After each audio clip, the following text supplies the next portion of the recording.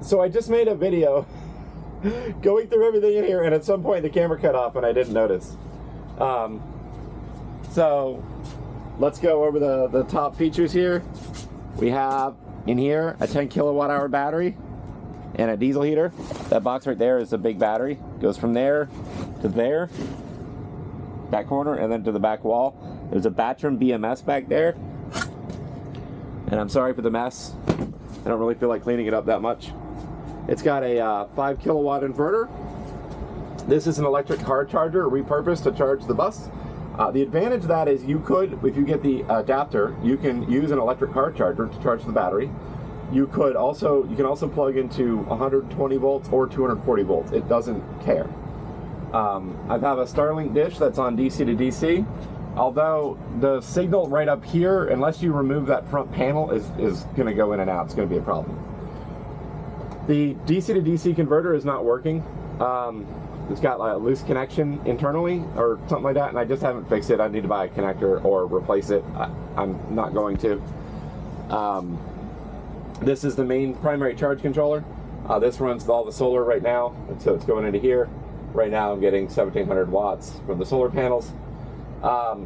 This one, I have a 12 volt system, and I originally bought this one. It's just not big enough for the new array because it's a massive solar system on here. So this one is charging the 12 volt battery. That runs all of the DC stuff. So all of this stuff runs off the 12 volt battery. There's 12 volts, 24 volts, and these pot lights that you see over there, those are 36 volts. So this steps up to 36 volts, this steps it up to 24 volts. And it's 24 volts to go to the fridge and the USB devices back there just because it's more efficient. There's less voltage drop. It's not that big of a deal. And then everything else that's, normally 12 volts is up here.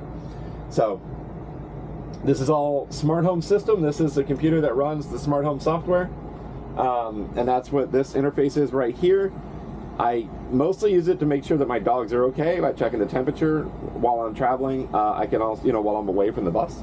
I can also go through and see what the my battery's at. I can find out how much power I'm running, how much power is coming in, and how much power's been going through historically. There's a way to go to the takes a while, but you can load the history.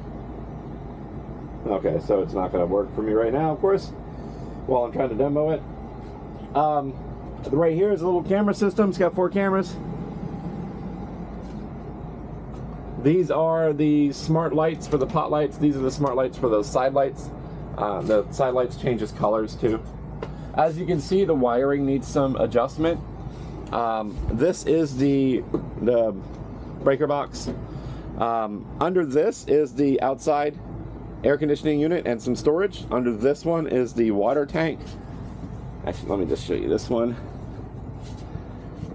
The water tank's right there. It's 40 gallons. Plus there's a little shower setup that you can use inside.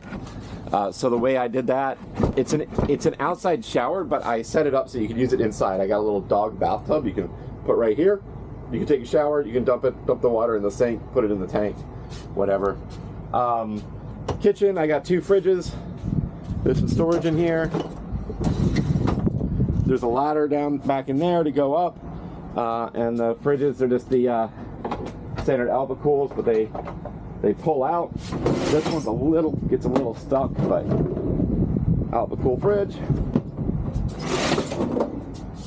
And then for traveling, I just secure them right here. One quick tug, and even if this falls down, it still holds.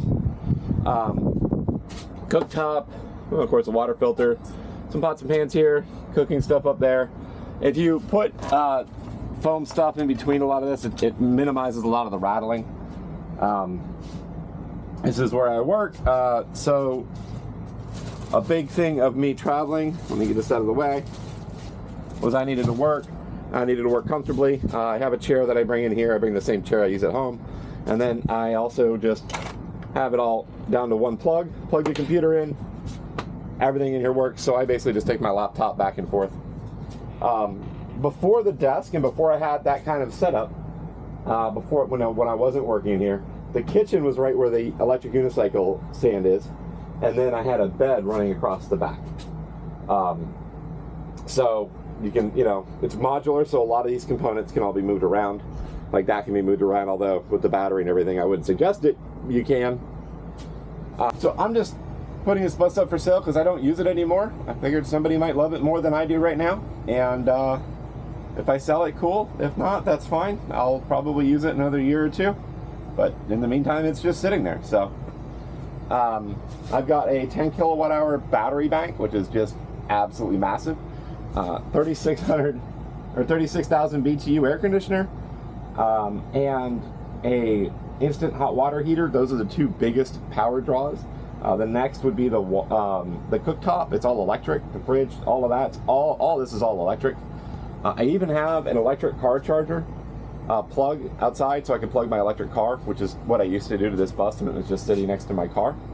So that is how big the solar is on this. It's a little over 2 kilowatts of solar. I got 4 very large panels on the roof. I have a 5th spare panel. I just, you know, don't know what to do with it.